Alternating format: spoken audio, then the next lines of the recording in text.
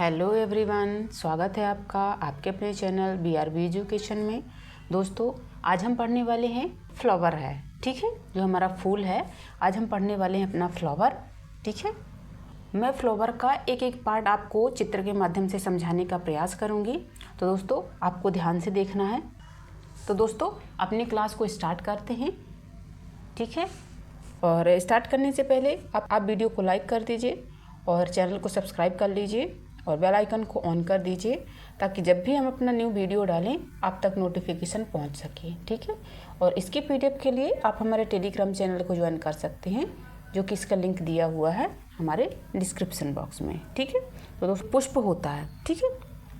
जो पुष्प होता है पौधे का सबसे सुंदर व महत्वपूर्ण भाग होता है। ये पौधे की प्रजनन इकाई है। जो हमारा फूल होता है ये पौधे की प्रजनन इकाई है, यानी रिप्रोडक्टिव ऑर्गन है ये, ठीक है। जो फूल होते हैं, फूल से बीज बनते हैं, ठीक है। जो हमारा फूल होता है तो फूल से ही हमारे बीज का निर्माण होता है और बीज से नए पौधे उत्पन्न होते हैं। ये तो आपको सबको ही पता है कि बीज से ही नए पौधों उत्पन्न होते हैं, ठीक है। दूसरे में दिया हुआ है हमारा जो फूल होते हैं, जो हमारे फ्लावर होते हैं, उनके पार्ट्स दिए हुए हैं, ठीक है। अब इसको अच्छे से विस्तार से पढ़ेंगे। फूल मुख्यतः 4 चक्रों से मिलकर बना होता है। जो हमारा फूल होता है, फ्लावर होता है, वह मुख्यतः 4 चक्रों से मिलकर के बना होता है। अब ये कौन कौन से हो जाते हैं? तो सबसे पहला हमारा है कलिका, या फिर हम इसको बोल देते हैं बाह्य दलपुंज, ठीक है। इसका सबसे जो पॉपुलर नाम है ये है हमारा सेपल, ठीक है। आपको ये वाला नाम ध्यान रखना है अच्छे से। अब ये क्या होता है सेपल? तो सेपल में देख लेते हैं क्या होता है। यह जो फूल है, ये फूल सबसे बाहरी परत होती है, साधारणतः हरे रंग की होती है, ठीक है। और जो ये बड़ होता है, ये बड़ की रक्षा करता है। जो कली होती है हमारी, कली को हम बड़ बोलते हैं, ये उसकी रक्षा करता है, ठीक है। कि जो बाह्य है, बाह्य का मतलब क्या हो जाता है? बाहरी, यानी कि जो हमारे फूल का पार्ट बाहर होगा उसको हम बोल देते हैं बाह्य दलपुंज, ठीक है। जैसे कि यहाँ पे आप देख पा रहे होंगे, जो ये वाला पार्ट होता है हमारा, ठीक है, ये वाला पार्ट हमारा सेपल हो जाता है और इस पार्ट को हम क्या बोल देते हैं? बाह्य दलपुंज। ये वाला पार्ट हमारा हो जाता है बाह्य दलपुंज, ठीक है।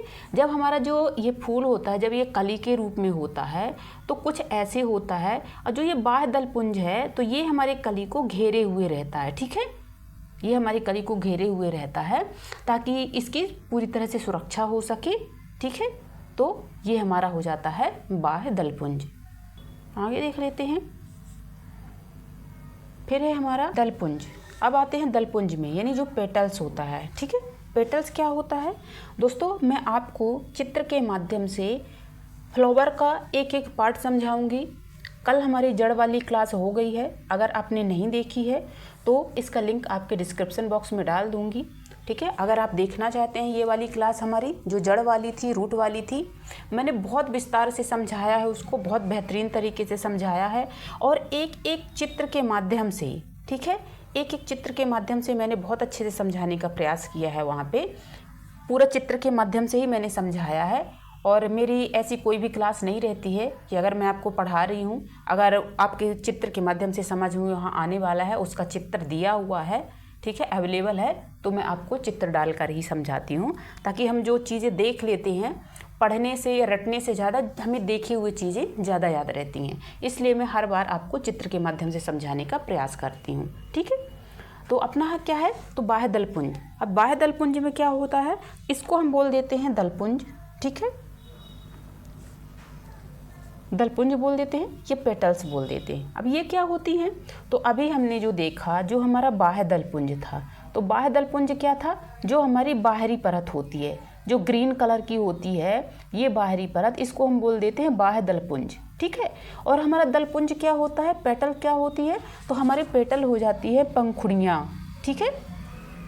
जो पेटल्स होती हैं हमारे, ये पंखुड़ियाँ कहलाती हैं। ये रंगीन सुगंधित होती हैं। जो हमने बाह्य दलपुंज पढ़ा था, तो वो जो ये वाला पार्ट रहता है वो ग्रीन रहता है, ठीक है।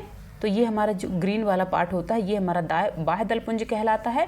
जो हमारी ये अंदर पंखुड़ियाँ इसके अंदर रहती हैं, बाह्य दलपुंज के जो अंदर ये पंखुड़ियाँ रहती हैं, ये रंग बिरंगी रहती हैं, ठीक है, ये रंग बिरंगी रहती हैं और ये सुगंधित भी रहती हैं, ठीक है। आगे देखते हैं, ये सुगंधित होती हैं और ये कीटों को आकर्षित करती हैं ताकि परागण हो सके, ठीक है, वेरी वेरी इंपॉर्टेंट है। जो कीटों को, कभी भी यहाँ से क्वेश्चन बन सकता है आपके, जो कीट होते हैं हमारे, कीटों को आकर्षित करने का काम कौन करता है? तो हमारे आकर्षित करने का काम करता है पेटल, ठीक है, जिसको हम बोल देते हैं दलपुंज, ठीक है, पेटल। और ये क्यों करता है आकर्षित कीड़ों को? ये कीड़ों को आकर्षित इसलिए करता है ताकि उसमें परागण हो सके, पॉलिनेशन हो सके, ठीक है। और दोस्तों, मैं कल आपको नहीं होगा अगर तो मैं परागण की आपको एक क्लास परागण की लेकर आऊँगी, ठीक है। तो उसके माध्यम से आपको जो ये शब्द आ रहा है परागण, शायद आपको समझ में ज़्यादा नहीं आए, और मेरे पास भी इतना समय नहीं है कि मैं ये फूल वाली क्लास ले रही हूँ अपनी फ्लावर्स की, और मैं इसको बीच में अगर समझाने लग जाऊँगी तो बहुत ज़्यादा टाइम हो जाएगा हमारा, और हमारी पूरी क्लास भी नहीं हो पाएगी, ठीक है। तो पहले हम अपने फ्लावर्स को बहुत अच्छे से पढ़ेंगे, इसके बाद हम देखेंगे अगला, ठीक है। यहाँ पे मैंने चित्र डाला हुआ है, जैसे कि आप चित्र में देख पा रहे होंगे, जो हमारा ये वाला भाग होता है फूल का, ठीक है, तो ये वाला भाग हमारा पेटल कहलाता है, जो कि हमने अभी पढ़ा, जो ये सुगंधित होता है, रंगीन होता है, ठीक है, ये वाला भाग हमारा कहलाता है पेटल। और ये सेपल कहलाता है, जो हमने पढ़ा है बाह्य दलपुंज जो होता है, तो ये वाला पार्ट हमारा सेपल कहलाता है, जो ये ग्रीन होता है, ठीक है। हम 2 पढ़ चुके हैं, और जैसे जैसे हम आगे जाते जाएंगे तो आपको वैसे वैसे एक एक चीज़ समझ में आती जाएगी, मैं सभी आपको बताने का प्रयास करूँगी, ठीक है। तो अपने भी ये नामांकन दिए हुए हैं, तो हमारे जैसे जैसे आते जाएंगे वैसे वैसे मैं आपको समझाती जाऊंगी। अगर मैं यहाँ समझा देती हूँ तो आपको ज़्यादा बेटर समझ में नहीं आएगा। हम पहले थ्योरी पढ़ते जाएंगे और फिर बाद में इसके चित्र देखते चलेंगे, और वहीं मैं आपको बेटर तरीके से समझाती रहूँगी, ठीक है। अब देख लेते हैं पुंकेसर। जो हमारा पुंकेसर होता है, पुंकेसर जो होता है वो क्या होता है, ठीक है, तो इसको स्टेमन बोल देते हैं। जो पुंकेसर हमारा होता है इसको स्टेमन्स भी बोल देते हैं। अब ये क्या होता है? जो पुंकेसर होता है फूल का नर प्रजनन तंत्र है।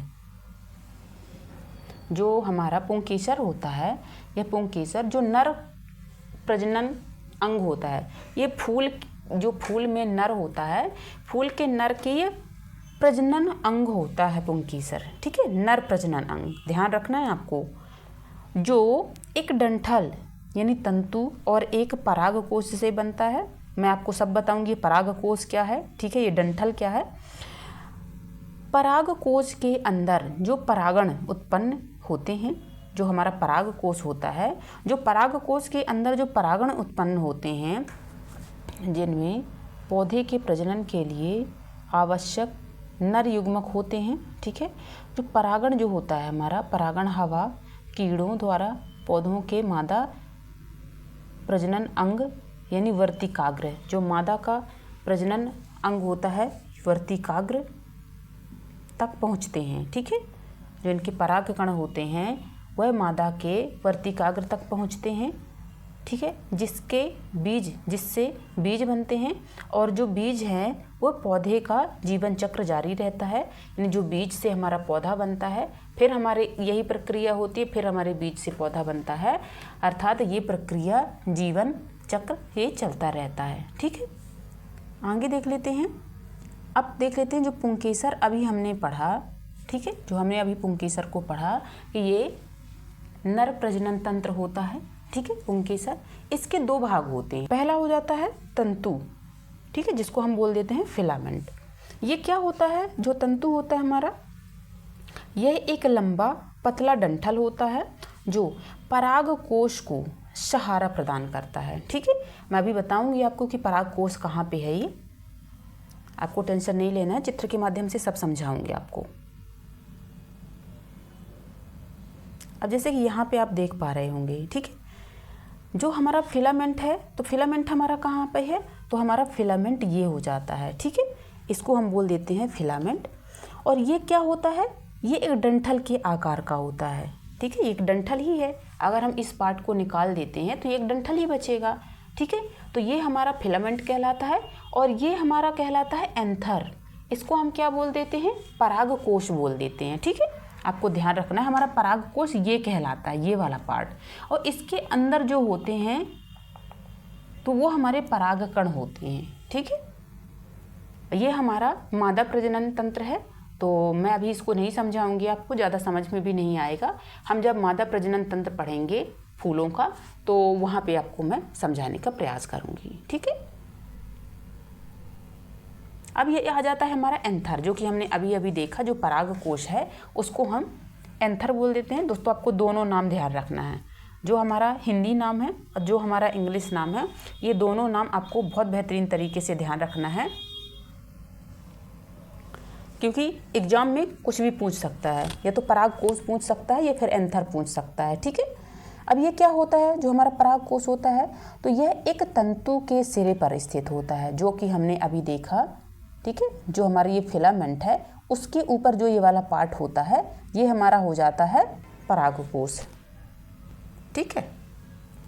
ये तंतु के सिरे में स्थित होता है और पराग कणों का उत्पादन करता है, ठीक है।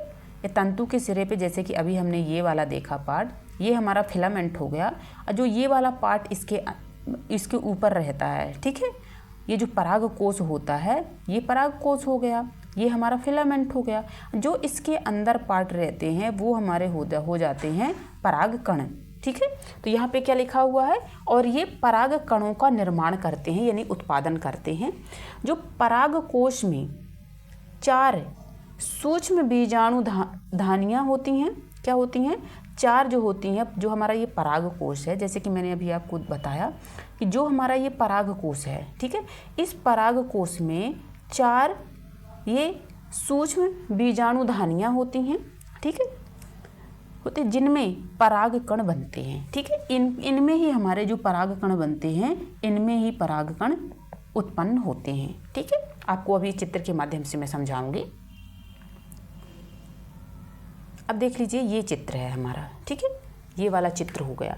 तो हम सबसे पहले देख लेते हैं, ठीक है। तो ये 4 हमारी कौन सी धमनियाँ हैं, जैसे कि अभी हमने पढ़ा, ये सूक्ष्म बीजाणु धानियाँ कौन कौन सी हैं, तो ये आप देख पा रहे होंगे, ये 4 बीजाणु धानियाँ होती हैं हमारे परागकोश में, ठीक है। ये धानियों के अंदर जो ये छोटे छोटे आपको ये गोल गोल पार्ट दिख रहे होंगे, ये हमारे हो जाते हैं परागकण, ठीक है। और ये वाला जो पार्ट होता है हमारा, ये हमारा हो जाता है परागकोश। परागकोश का अर्थ दोस्तों हो जाता है, जो हमारे ये परागकण हो जाते हैं, जो कणों को घेरे हुए रहता है, उसको हम कोश बोल देते हैं, ठीक है। आया समझ में आपको। जैसे कि यहाँ पे भी आप देख सकते हैं, जो ये हमारे हो जाते हैं परागकोश। आई थिंक आपको समझ में आया होगा। एक ये वाला चित्र डाला हुआ है मैंने यहाँ पे, जैसे कि आप यहाँ पे समझ सकते हैं कि जो हमारा एंथर हो जाता है, एंथर हमारा ये वाला पूरा पार्ट कहलाता है, जो हमने अभी पढ़ा परागकोश, ठीक है। समझ में आ रहा है, जो हमारा परागकोश है तो हमारा ये वाला पार्ट कहलाता है, ये ऊपर और नीचे। अभी हमने यहाँ पे क्या पढ़ा है कि जो हमारे 4 सूक्ष्म बीजाणु धानियाँ, ठीक है, 4 इसमें सूक्ष्म बीजाणु धानियाँ होती हैं हमारे एंथर में। अब जो ये बीजाणु धानियाँ होती हैं, बीजाणु धानियों के अंदर जो हमारे ये छोटे छोटे पार्ट्स होते हैं, ये छोटे छोटे बिंदु होते हैं, ये हमारे कहलाते हैं परागकण, ठीक है। इनको हम परागकण को बोल देते हैं पॉलिन ग्रेन। आपको ध्यान रखना है, इंग्लिश नाम आपको सभी याद रखना है, मैं बार बार आपको बोल रही हूँ, ठीक है। ये हमारा एंथर हो जाता है, जो कि एंथर ये वाला पार्ट है हमारा, जो छोटा सा, यहाँ आपको बड़ा करके बताया गया है। ये जो एंथर होता है, इसमें अगर हम यहाँ पे काटेंगे, जैसे कि इसको काटा हुआ है, तो इसमें अंदर इसके 4 बीजाणु धानियाँ होती हैं, ठीक है। और इसके अंदर जो 4 बीजाणु धानियाँ होती हैं, उसके अंदर हमारी पोलन ग्रेन हो जाते हैं, यानी कि जो हमारे परागकण होते हैं वो हो जाते हैं, ठीक है। और ये हमारा हो जाता है पूरा हमारा परागकोश कहलाता है, ठीक है। आया समझ में। अब देख लेते हैं, फिलामेंट तो आपने देख ही लिया है कि फिलामेंट क्या होता है। तो जो ये वाला हमारा पार्ट हो जाता है, ये डंठल, इसको हम बोल देते हैं फिलामेंट। अब देख लेते हैं अंडक। अंडक क्या होता है, इसको हम बोल देते हैं पिस्टल। वेरी वेरी इंपॉर्टेंट है, या आप इसको कार्पेल भी बोल सकते हैं, पिस्टल भी बोल सकते हैं, ठीक है। और गायनोसियम ये भी बोल सकते हैं आप, ठीक है। मेन इसका आपको ध्यान रखना है, इसमें मेन ध्यान रखने योग्य बातें क्या हैं कि आपको ये 2 नाम ध्यान रखने हैं। एक तो आपको पिस्टल ध्यान रखना है, ये 2 नाम आपको ध्यान रखना है। एक तो आपको पिस्टल ध्यान रखना है और दूसरा आपको रखना है कार्पेल, ठीक है। और अंडप तो आपको रखना ही है। अब देख लेते हैं जो हमारा अंडप होता है वो क्या होता है। तो जो हमारा अंडप होता है, अब जो हमारा अंडप होता है ये क्या होता है, तो यह फूल का मादा प्रजनन अंग होता है, ठीक है, वेरी वेरी इंपॉर्टेंट। और हमने जो पुरुष प्रजनन अंग देखा था तो वो उसमें हमने क्या देखा था, तो उसमें हमने देखा था जो हमारा पुंकेसर होता है, ठीक है। जो पुंकेसर होता है वो हमारा हो जाता है पुरुष प्रजनन अंग और ये हमारा हो जाता है मादा प्रजनन अंग। हम ये पुरुष और मादा जो पढ़ रहे हैं ये किसके परिप्रेक्ष्य में पढ़ रहे हैं, तो ये हम पढ़ रहे हैं फूलों के परिप्रेक्ष्य में, ठीक है।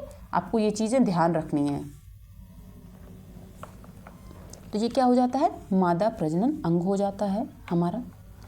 और ये फूल का जो पिस्टल होता है यानी जिसको हम स्त्री केसर भी बोलते थे। दोस्तों आपको ये नाम बहुत ध्यान रखना है दोस्तों, बहुत मतलब यहाँ से इतने कन्फ्यूज क्वेश्चन आते हैं कि आप एक नाम याद रखते हैं, आप एक नाम याद रखते हैं और क्वेश्चन हमारा दूसरे नाम से आ जाता है। इसलिए मैं आपको बार बार फोर्सफुली बोल रही हूँ कि आपको जो भी मैं बता रही हूँ, ठीक है, जिस चीज़ में मैं आपको डार्क मार्क्स कर रही हूँ आप उन चीज़ों को खासकर बहुत अच्छे से ध्यान से देखिएगा।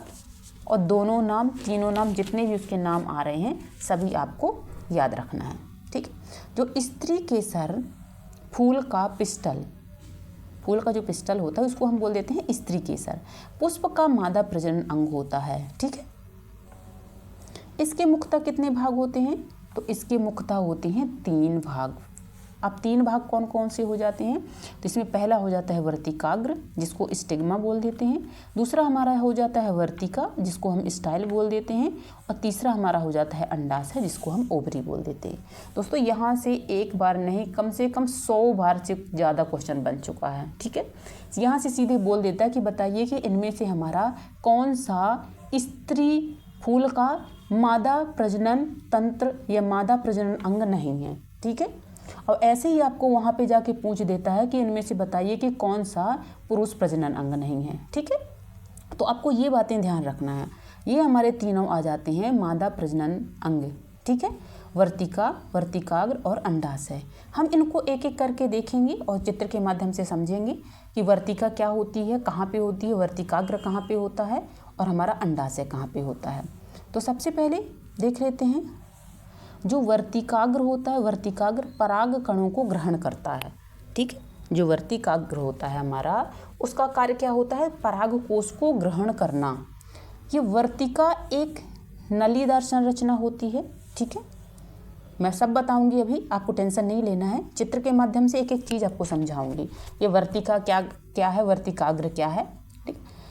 ये जो हमारा वर्तिका होती है, वर्तिका क्या होती है, तो एक नालीदार संरचना होती है जो पराग को अंडाशय तक पहुंचाती है, ठीक है।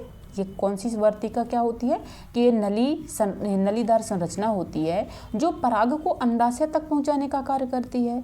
और अंडाशय में बीजांड होते हैं, ठीक है, अंडाशय में बीजांड होते हैं जो बाद में बीज में विकसित हो जाते हैं, जो बाद में बीज के रूप में विकसित हो जाते हैं, ठीक है। अब हम पढ़ते हैं वर्तिकाग्र, स्टिग्मा, ठीक है, दोनों नाम ध्यान रखना है, वर्तिकाग्र और स्टिग्मा। ये क्या होता है, तो यह जो होता है हमारा ये पिस्टल का सबसे ऊपरी यानी चिपचिपा सिरा होता है, ठीक है। हम देखेंगे जो वर्तिकाग्र होता है, चित्र के माध्यम से आपको समझाऊंगी कि क्या होता है वर्तिकाग्र। ये क्या होता है, तो ये होता है जो पिस्टल हमारा होता है, जो पिस्टल के सबसे ऊपरी पार्ट होता है चिपचिपा सा, उसको हम बोल देते हैं वर्तिकाग्र, ठीक है। इसका मुख्य कार्य क्या होता है, तो इसका मुख्य कार्य होता है पराग कणों को ग्रहण करना और एक मंच प्रदान करना जहां वे अंकुरित हो सकें, ठीक है। तो जैसे कि आप यहाँ पे चित्र में देख पा रहे होंगे, ये जो हमारा चित्र है तो इसमें ये वाला जो पार्ट्स होता है हमारा, ये वाला, ये हमारा हो जाता है स्टिग्मा, ठीक है। इसको हम बोल देते हैं स्टिग्मा यानी वर्तिकाग्र, ठीक है। और इसका कार्य क्या होता है, तो इसका कार्य होता है, ये एक चिपचिपा सा पदार्थ होता है यहाँ पे, इसका कार्य होता है पराग को आकर्षित करना, परागकणों को आकर्षित करना। और परागकण हमारे कहाँ पे होते हैं? तो परागकण हमारे हो जाते हैं यहाँ पे एंथर में, ठीक है। परागकण हमारे यहाँ पे हो जाते हैं, यानी परागकोश में हो जाते हैं। इसके अंदर हमारे पाए जाते हैं परागकण, ठीक है, मैंने अभी आपको बताया। और इन परागकणों को यहाँ तक पहुँचाने के लिए, ठीक है, इनको आकर्षित करने के लिए ही हमारा स्टिग्मा काम करता है, ठीक है। इन पराग कणों को आकर्षित करने के लिए ये करता है और इसको मंच प्रदान करता है, ठीक है। ये हमारे हो जाते हैं फिलामेंट, ठीक है। आपने अभी देखा, मैंने समझा दिया है इससे पहले जब हमने जो पुरुष वाला पार्ट पढ़ा था, पुरुष प्रजनन तंत्र का, ठीक है, तो मैंने पुरुष प्रजनन अंग में पढ़ा था, तो मैंने आपको समझा दिया था, इसके एक एक पार्ट समझा दिया था कि ये हमारा कहलाता है फिलामेंट, ठीक है, ये हमारा फिलामेंट कहलाता है, ये हमारा परागकोश कहलाता है, और इसके अंदर जो होते हैं वो हमारे परागकण कहलाते हैं, ठीक है। जो हमारा ये वाला पार्ट हो जाता है, तो ये वाला हमारा हो जाता है क्या? वर्तिकाग्र, जो ये ऊपर का पार्ट होता है दोस्तों, केवल इस वाले पार्ट को हम बोलते हैं स्टिग्मा, यानी वर्तिकाग्र, ठीक है। ये हमारा वर्तिका हो जाता है, जो इसी के नीचे ये पतला भाग है, तो ये हमारा हो जाता है वर्तिका, ठीक है। और यहाँ पे हमारा हो जाता है अंडाशय, ठीक है, यहाँ पे हो जाता है अंडाशय, ये हमारा हो जाता है वर्तिका, ये हो जाता है वर्तिकाग्र। जैसे कि यहाँ पे आप देख पा रहे होंगे कि हमारा जो स्टिग्मा होता है, क्या होता है, इस वाले पार्ट्स को हम बोल देते हैं स्टिग्मा। और जो यहाँ से हमारे निकले हुए रहते हैं फिलामेंट, इसमें जो हमारा लगा हुआ होता है एंथर, ठीक है, इनके बीच में हमारे क्या होते हैं, तो ये हमारे हो जाते हैं पॉलिन ग्रेन, यानी हम इसको बोल देते हैं पराग कण। पराग कणों को आकर्षित करने का जो काम होता है वो होता है हमारा स्टिग्मा का, ठीक है। और ये आकर्षित क्यों करता है? ये आकर्षित इसलिए करता है ताकि इसमें बीजाणु का निर्माण हो सके। ये हमारा स्टाइल हो जाता है, ठीक है, इसको स्टाइल बोल देते हैं, या फिर इसको हम बोल देते हैं वर्तिका, ठीक है, वर्तिका बोल देते हैं। ये हमारी ओवरी हो ही जाती है, ठीक है। अब देख लेते हैं स्टाइल क्या होता है। जो वर्तिका होती है, ठीक है, वर्तिका क्या होती है, तो जो यह होता है हमारा वर्तिका जो होती है, यह वर्तिकाग्र से लेकर के अंडाशय तक फैली नलीदार संरचना होती है, ठीक है। जैसे कि मैंने अभी आपको समझाया है कि एक नलीदार संरचना होती है, वर्तिकाग्र से लेकर के अंडाशय के जो बीच की नली होती है, हम उसको बोल देते हैं वर्तिका। ये एक स्तंभ की तरह काम करती है, जो वर्तिकाग्र से पराग कणों द्वारा बनाए गए पराग नली को अंडाशय तक ले जाती है, ठीक है। इसका जो कार्य होता है मुख्यतः क्या होता है, इसका जो मुख्य कार्य होता है, इसका ये कार्य होता है, ये हमारी क्या हो जाती है स्टिग्मा, यानी वर्तिकाग्र। जो ये वाला होता है हमारा, ये हमारा हो जाता है क्या स्टाइल, ठीक है, वर्तिका। वर्तिका का कार्य क्या होता है कि जो हमारे स्टिग्मा ने पॉलिन ग्रेन हमारे यहाँ से आकर्षित किया इसने, ठीक है, यहाँ से जो हमारे पराग, यहाँ से हमारे जो पराग कणों को आकर्षित किया।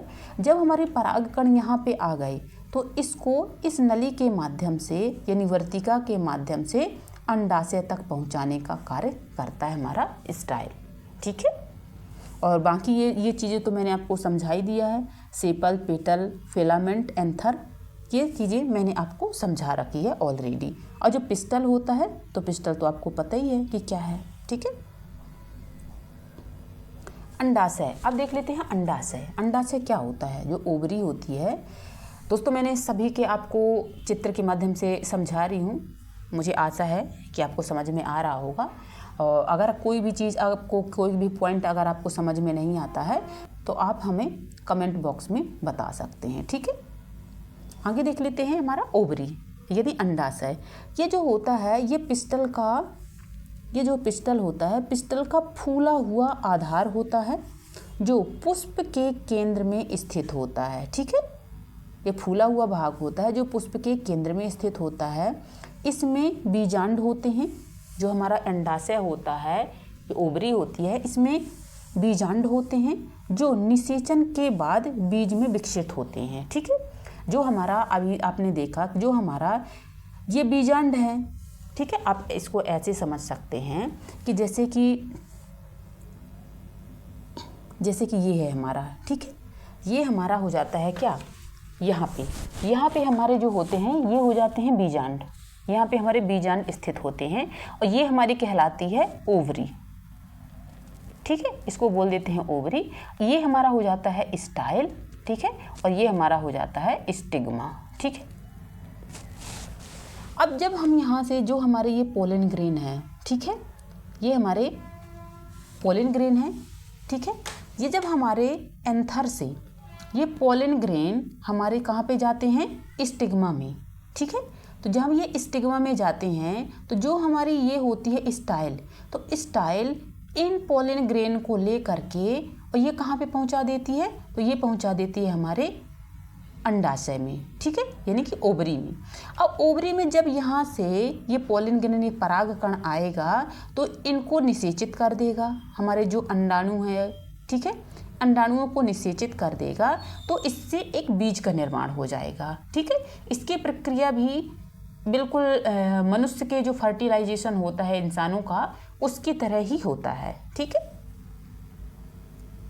जैसे कि यहाँ पे समझा देती हूँ आपको दोबारा, ठीक है। जो हमारा, जैसे कि अभी आपने देखा, ये हमारा क्या है, ओवरी, फूल की जो ओवरी है हमारी, तो ओवरी हम इसको बोल देते हैं, ये ओवरी है। ओवरी के अंदर आप देख पा रहे होंगे कि ये जो छोटे छोटे ये निकले हुए ये दाने टाइप के दिख रहे हैं, तो ये हमारे हो जाते हैं क्या, बीजाणु, ठीक है, ये बीजाणु हो गए।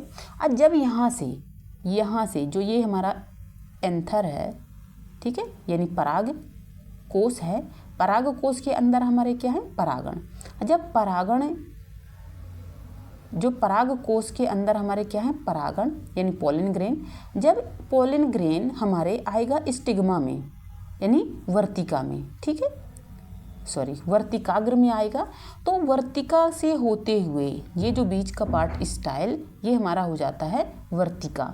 वर्तिका से होते हुए हमारे ओवरी में आकर के निषेचित होता है, जिससे बीज का निर्माण हो जाता है, ठीक है। बाकी पार्ट्स मैंने आपको बता रखे हैं, तो आपको पता ही होगा कि ये सब क्या है, ठीक है। अभी इसमें एक चित्र मैंने और डाला है ताकि आपको ज़्यादा बेटर समझ में आ सके। तो जैसे कि ये मैंने समझा दिया है, ये स्टाइल होता है, ये हमारा ये स्टिग्मा होता है, स्टाइल होता है, ये हमारा हो जाता है ओवरी, ठीक है। और ओवरी में ही हमारे हो जाते हैं बीजांड, जो कि यहाँ से हमारे पराग कण आ करके इसको निषेचित करते हैं और बीज का निर्माण करते हैं, ठीक है। अब देख लेते हैं फूल के कार्य। दोस्तों, मैंने आपको बहुत बेहतरीन तरीके से समझाने का प्रयास किया है, एक एक पार्ट फूल का समझाया है मैंने। तो अगर आप हमारी इस क्लास को देख रहे हैं तो इस क्लास के अलावा आपको दूसरी कोई भी क्लास लेनी नहीं पड़ेगी फूल की। मैंने चित्र के माध्यम से एक एक चीज़ बताने का प्रयास किया है। बाकी जगह आप जाएंगे जहाँ भी, तो बस आपको थ्योरी पढ़ा दी जाएगी, ठीक है, आपको चित्र के माध्यम से उतना नहीं बताया जाएगा। मैंने बहुत अच्छे से चित्र के माध्यम से आपको पढ़ाने का प्रयास किया है ताकि आपको ज़्यादा बेटर समझ में आए। तो इसके कार्य देख लेते हैं। जो हमारे फूल के कार्य क्या होते हैं, इसके फंक्शंस क्या होते हैं। तो सबसे पहला इसका हो जाता है कि जो पौधे होते हैं, पौधे का लैंगिक प्रजनन करना, ठीक है। जो फूल होते हैं इसका लैंगिक प्रजनन करना इसका हो जाता है। पराग कण के द्वारा निषेचित यानी फर्टिलाइजेशन कराना, ठीक है। और बीज और फल का निर्माण करना, ठीक है, बीज और फल का निर्माण करना। कीटों को आकर्षित करना और प्रजनन प्रक्रिया में सहायता करना। यानी जो कीट होते हैं, कीटों को आकर्षित क्यों करते हैं फूल, तो फूल इसलिए करते हैं कीटों को आकर्षित, ताकि जब जो हमारे कीड़े होते हैं, कीट होते हैं, तो जब हमारे फूल में बैठ करके, ठीक है, ये पहले जाएंगे तो कहाँ पे बैठेंगे, तो ये बैठेंगे एंथर में। जो हमारे यहाँ पे पराग कोश में जो हमारे ये कण हैं,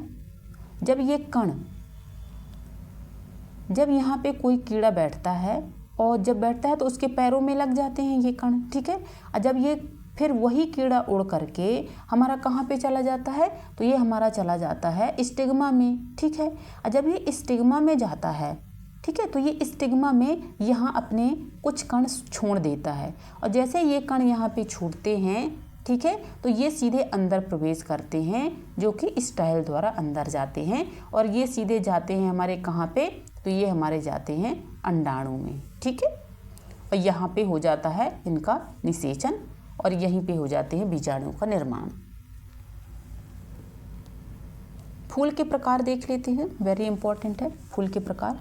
फूल के प्रकार में पहला क्या क्या हो जाता है, तो पहला हो जाता है पूर्ण फूल, जिसको हम बोलते हैं कंप्लीट फूल, जिसमें सभी 4 चक्र, कौन कौन से 4 चक्र हो जाते हैं, तो कैलिक्स हो जाता है, कोरोला हो जाता है, ठीक है, एंड्रोसियम हो जाता है, और गाइनोसियम हो जाता है, ठीक है। ये मौजूद होते हैं। जैसे कि इसका एग्जाम्पल क्या है, पूर्ण फूल का एग्जाम्पल हो जाता है हमारा गुड़हल, ठीक है, मैंने चित्र भी डाला रखा है। ये जो हमारा हो जाता है, ये पूर्ण फूल का हमारा हो जाता है, ठीक है। उदाहरण आपको जैसे कि यहाँ पे देख पा रहे होंगे, ये हमारा क्या कहलाता है, ये जो गुड़हल की ये बीच का पार्ट होता है, तो ये हमारा कहला जाता है वर्तिका, ठीक है। और जो यहाँ पे होता है, तो ये हमारा हो जाता है वर्तिकाग्र। और ये जो आप देख पा रहे होंगे, ठीक है, ये छोटे छोटे पार्ट्स आप ये देख पा रहे होंगे, तो ये हमारे क्या हो जाते हैं, ये हमारे हो जाते हैं परागकोश, ठीक है। और ये परागकोश के अंदर होते हैं परागकण होते हैं, और जो परागकण होते हैं, तो ये हमारे हो जाते हैं वर्तिका, ठीक है। वर्तिका से वर्तिकाग्र, ये वर्तिकाग्र हो जाता है, और वर्तिकाग्र से होते हुए वर्तिका से सीधे अंडाशय में प्रवेश कर जाते हैं। ये हमारा अपूर्ण फूल होता है। अभी हमने पूर्ण फल लिया, ये पढ़ लिया। अब ये हमारा अपूर्ण है। अपूर्ण में क्या है, जिसमें कोई एक या अधिक चक्र अनुपस्थित हों, जैसे घास, ठीक है। अपूर्ण फूल का एग्जाम्पल आपको ध्यान रखना है, जैसे कि घास का फूल हो जाता है, जो कि यहाँ पे आप देख पा रहे होंगे, ठीक है।